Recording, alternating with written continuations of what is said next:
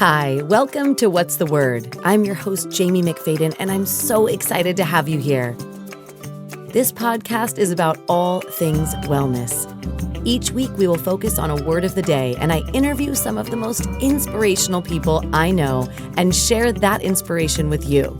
Join me, let's learn together on What's the Word. This is the place where I belong.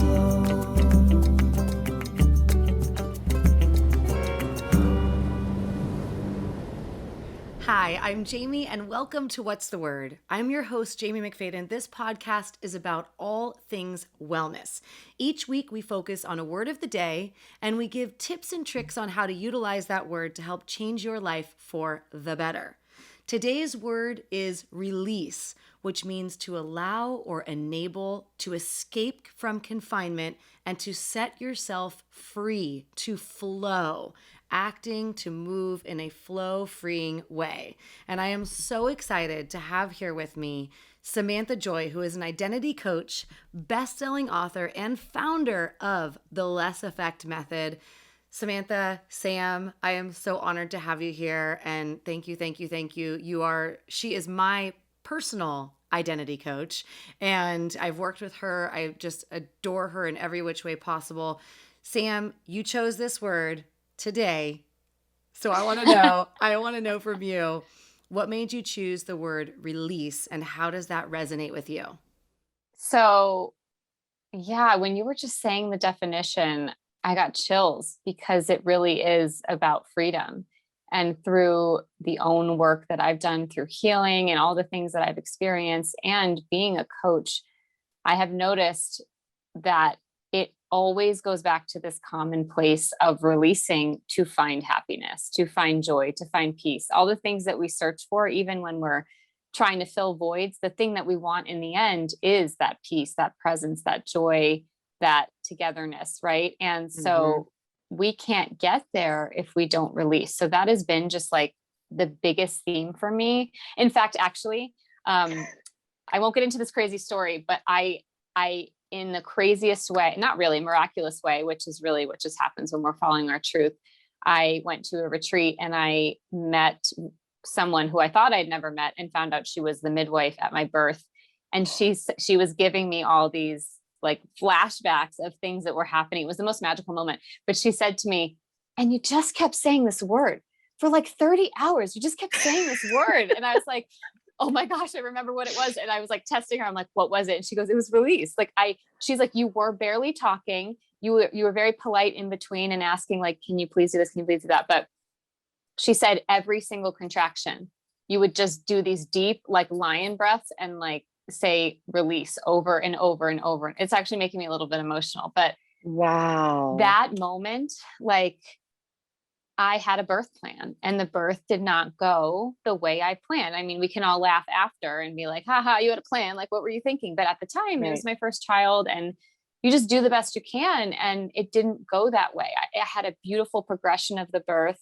I actually wasn't even planning on talking about this. So this is interesting, but I realized that was the moment that I learned how to release because, okay, first of all, you have to release in childbirth. Like you cannot, your body contracts on its own, but you need to learn how to breathe and release. Right. And that's what came to me in that moment. And then also the fact that I, of course, did not plan an emergency C-section. That's what made it emergency. And it just helped me release all my expectations, all my attachments, the things that I can't control. I mean, having a child in and of itself is such an identity shift, but also it uncovered so much of me about how much I had been holding on to my whole life because of my past experiences. And so, yeah, it was September 10th. That was my son's birthday, 2018, that I was like, yeah, release. That's it. Wow. I feel so honored that you shared that right here, right now. And, to anyone listening, the word release wasn't your original word you picked and something triggered you. And that's why anyone that I interview, I ask them, it's not about me choosing a word for you, right? I could think about identity and I could think about all of these things that I could choose for you, but it's all about you, whoever I'm interviewing, sharing with the audience a word that's resonating with them. So even though you changed it right before we started, quite frankly, I'm so glad that you did, because the release, and then interestingly enough, it's segueing so perfectly into my next question to you, is you've created a best-selling book based on your less effect method. It's one of my favorite books. As you know, I gift it to every client and many friends and family members, because that book really helped me and realize that it's not just about letting go of like the extra stuff we have in our house or going through that closet. And that's all great. And I love doing that work with you as well. But it's so much more than that. And so I think the word release really also goes into play there. So can you maybe just tell us a little bit about your story in learning your less effect method, and how you came to really releasing that all out there in your book and with what you do?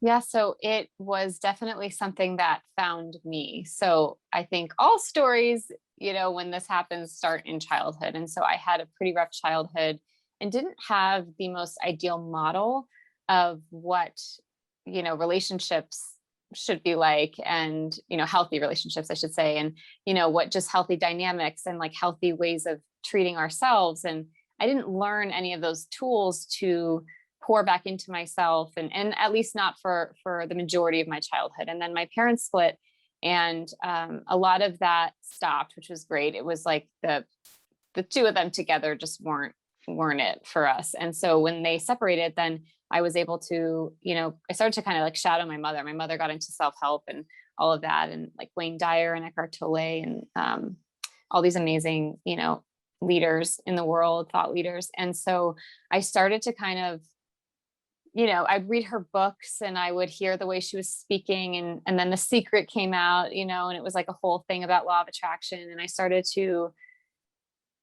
be exposed to that way of thinking where you really can create your thoughts, which can create the life around you.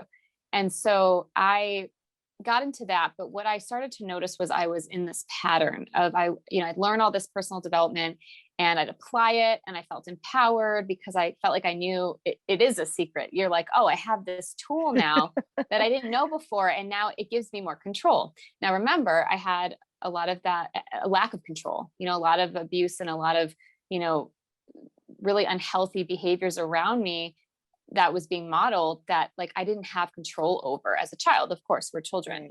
And so personal development and self-help, I didn't know this at the time.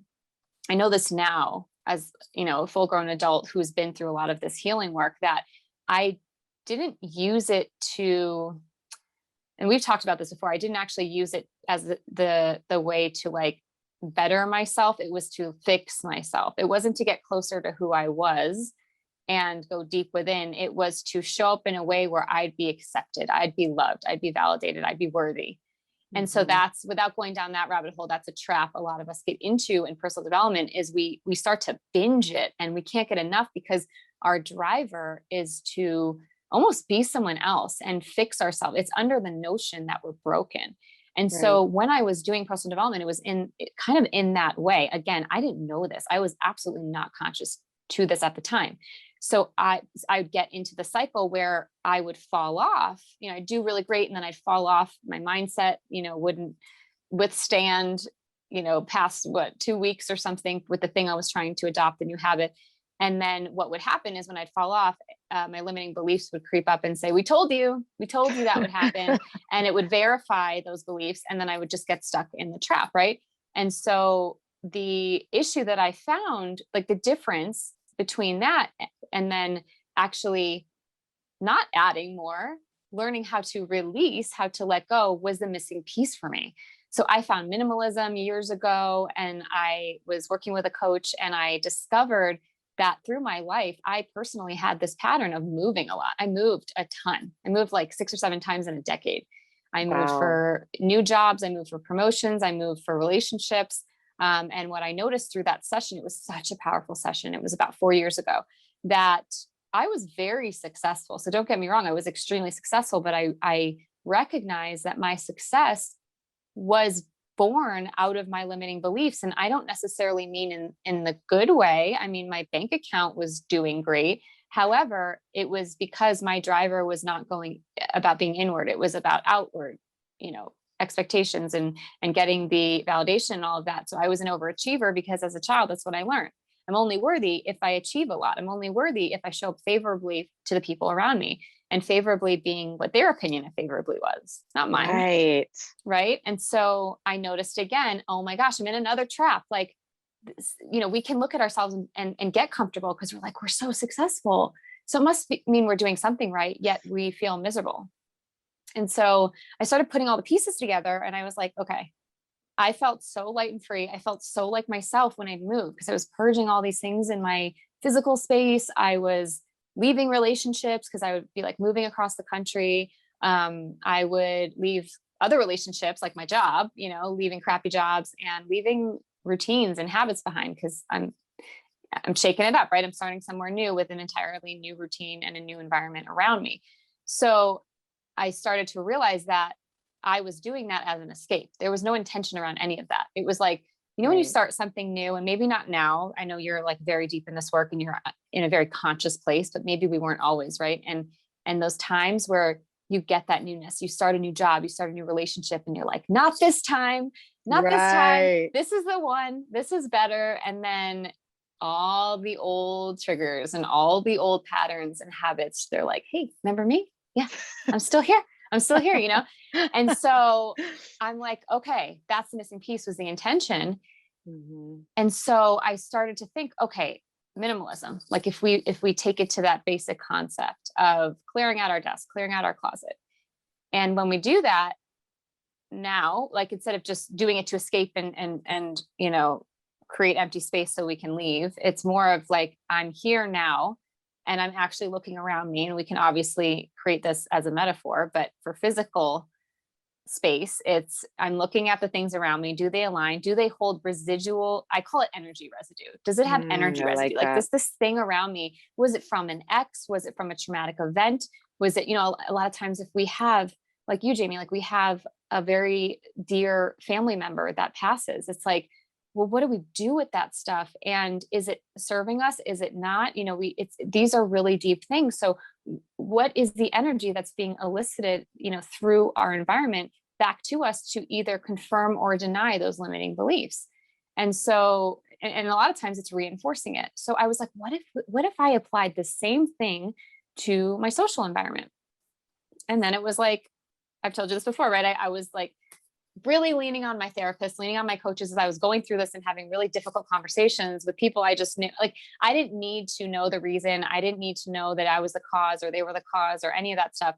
I just knew when I closed my eyes and I felt in my body, like, this was not the relationship I want to be in. Right. That's as simple as that is. Right. So I started to have those conversations and release in that way. And then I moved into the habits piece of it, of like, what habits am I actually engaging with that just, they're keeping me stuck, and they were easier at that point to let go of, because I'd done the foundational work. I'd done it in my home. I had done it in my relationships, which was no easy task, but so empowering. Like what's on the other side of that is amazing. Oh gosh. Yeah. Yeah. And then moving that into habits, right? And by the habit piece, I was so rooted in that true identity and that truth that it came easy. And also, when you learn about habits, I won't go too deep in this for, time constraints, but there are 3 parts to a habit, which is the cue or the trigger, the behavior, which is what we think of when we think of a habit, and they call it a reward in psychology. I call it a payoff, because with an unhealthy habit, there's nothing rewarding about it. It's some type of payoff. So when we're clearing things out in all those areas in our environment, what are we doing? We're removing the cues or the triggers that cause it to happen. The problem with people that feel like they fail, and I went through this over and over and over, they fail. They're like, I can't adopt this new mindset. Of course you can't. It's possible, but you can't when you're creating an environment that reflects all your limiting beliefs that are chock full of cues and triggers to catapult you right back to that old behavior. So bringing the intention piece in, the last thing I'll say about the less effect is this all just kind of happened. The name came to me. I always say I was the first beta. I put myself through it. I, again, leaned heavily on my support system, my professional support system, my healthy friends and family around me.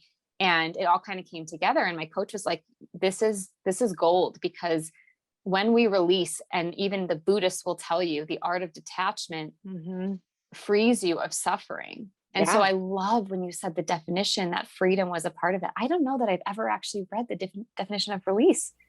I So love, it was and I like, love that you chose that word without even like fully knowing like the, I mean, you know the definition and you live it and you breathe it. And so now, kind of like, cause everything that you've said, I'm like, okay, I want to remember this. I want to remember this. And I'm certain that whoever's listening or watching this is also going, okay, wait, I should have gotten a pen out to write some of this stuff down, because I think a lot of the times for those that are listening and for those that reach out to me, and this is why I was so excited and honored to have you today, is when you think about the word release or letting go or moving freely or finding that flow, a lot of the times people can get to a point where they're stuck, right? Like, I don't know how, where do I start? How do I begin? So can you just give a couple, and you did already, but could you just share a couple for someone listening right now going, ooh, this totally resonates with me. What are some simple tips and tricks that someone can use today, right now, utilizing the less effect method to start releasing? so a lot of it just comes down to bringing these beliefs out of your subconscious mind. Because again, we're operating the majority of the time out of the subconscious, right? And so if we Right. can create a healthy place in there, that's great. But if we're Mm-hmm. on autopilot with really unhealthy thought patterns and beliefs, that's what we're going to create in the world. So there's a lot of different ways we can go about this, but the simplest, I would say, the simplest way to dip your toe in, if this is work that might be new, or if you are feeling stuck, this is a super simple exercise. And Jamie, you're going to be doing this exercise in the group as part of your homework that we're in right now. But Yay. it's wonderful. It's, you basically take two sides of a piece of paper. Like if you have a notebook, this is perfect. Mhm. And on one side, you write the word less on top. On the other side, we're probably opposite, but on the left side, less; on the right side, more. Mhm. And you start with the less side, and you write, just full on brain dump, all the things you want less of in your life, all the things you want less of. And when you're done, just, there's no limit. When you're done, you are going to write next to each one what potentially caused you to have that in your life and how you can take action to remove it. So it could be as simple as something you don't like to do at work or in your business, and what will it take to delegate it? And I ask people when they do this to not be in a space of constraint. Like if all of this were just no limitations, if all of it was possible. So yes, Right. you write down next to everything you want less of, what it will take to get there.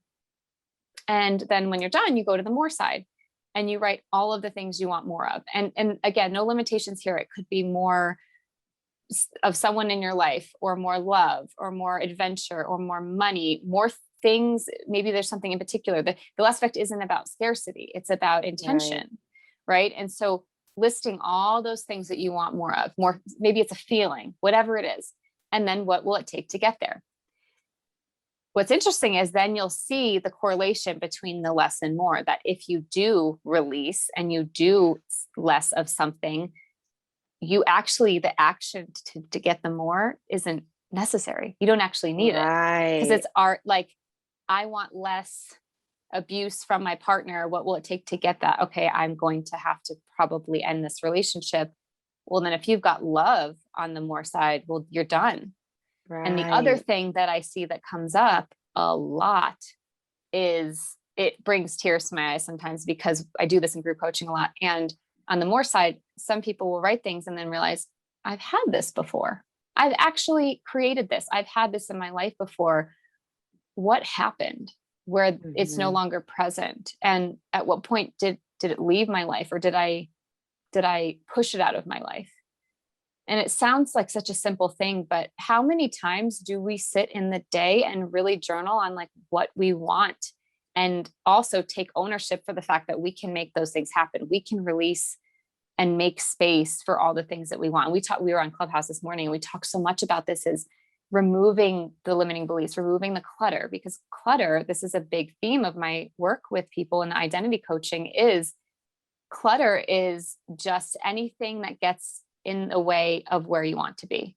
And Right. so Right. So like literally, metaphorically, all those things. And it's, so how can we clear that away? Because we were all born whole and perfect and exactly who we were meant to be. And then somewhere along the line, we experienced trauma. We had moments in our life that taught us that we had to conform to be a certain person and behave a certain way. And that's why I love your Clubhouse room so much, because there are things you came up of, like things we're indoctrinated into, like boys don't cry, or you need to hustle, or what do you say? I'll sleep when I'm dead. And like all the, it's like, where did these come from? Like, no, release those. Right. And the last quick thing I'll say about that, about the exercises, the solution to our problems is not found in adding more. It's found in releasing. It's found in letting go, always.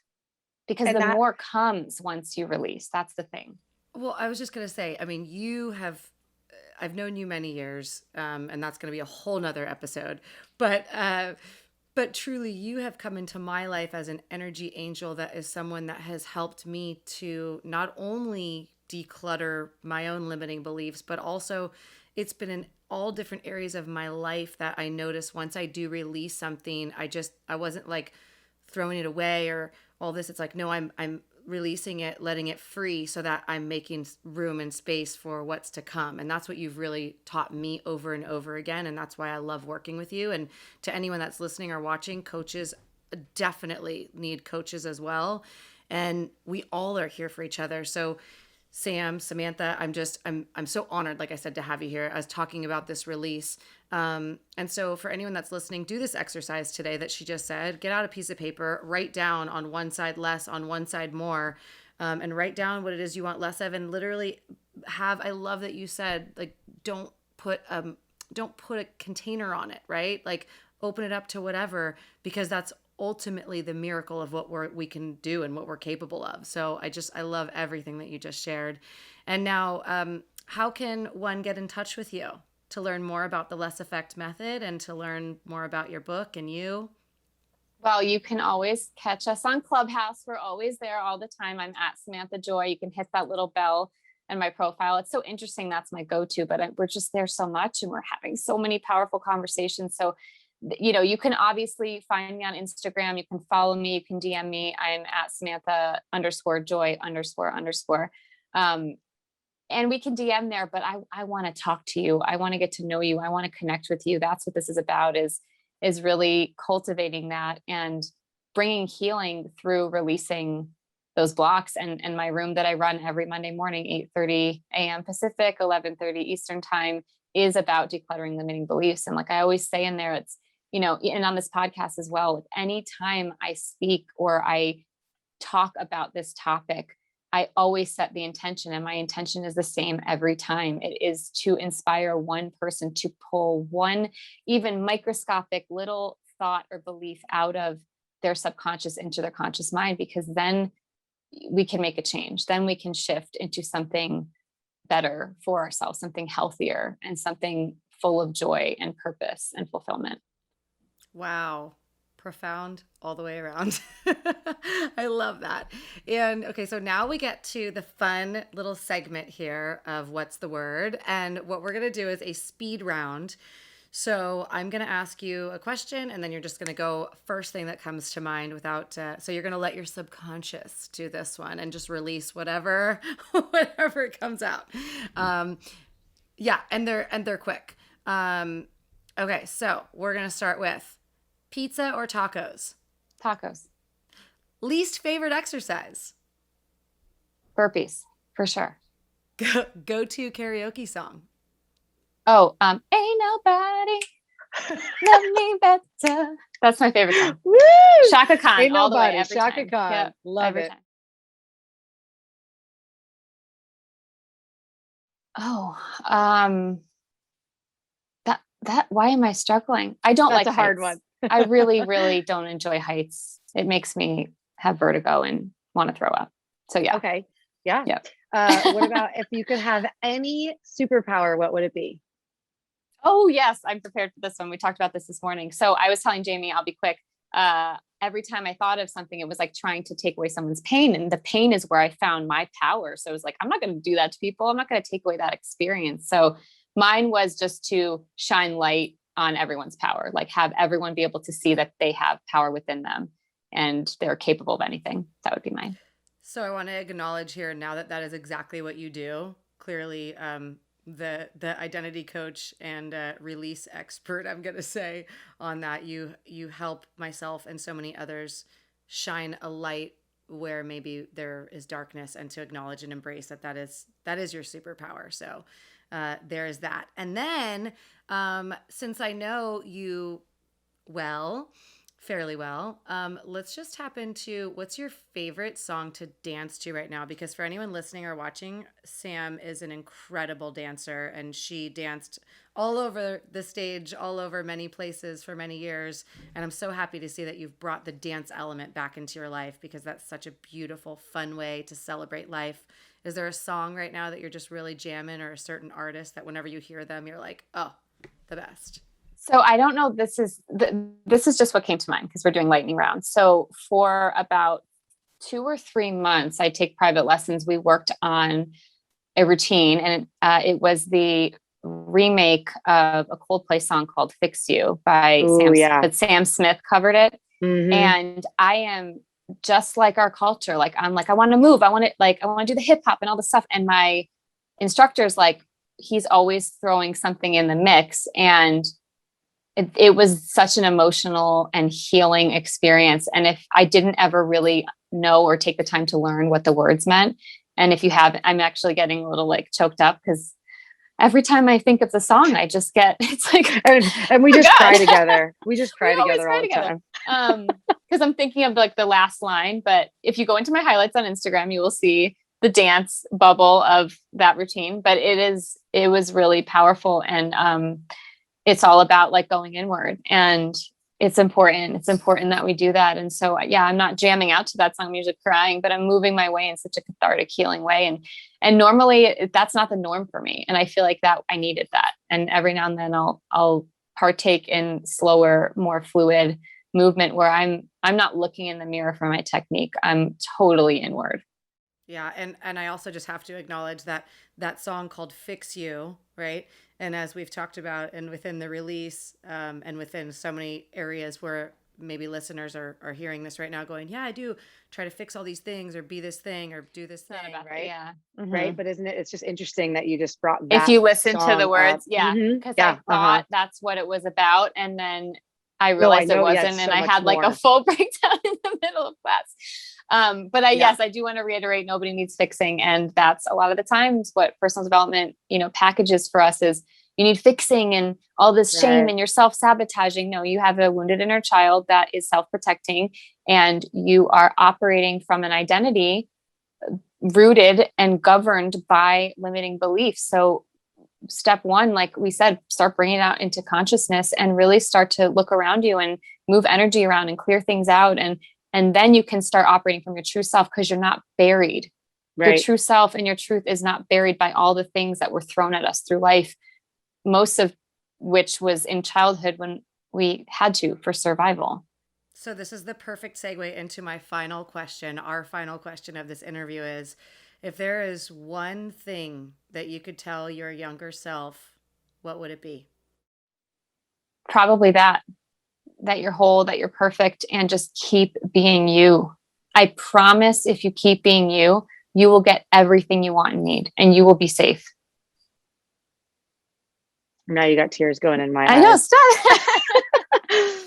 Well, that is a perfect way to wrap this up. And to those that are listening, I mean, Sam has come into my life, not by chance at all. And she has changed my life for the better. And so to have her on this podcast and share her word release, when originally, what was the word you were going to do? Receive. Well, and that's why I switched it up, Jamie, was because I was like, release is the root of the work. Receive is just a byproduct of releasing. Like that's just what happens. So there, it starts to come in. Like, ooh, chills. Yeah. So to everyone listening, focus today on the exercise that she gave us, which is so beautiful and so simple.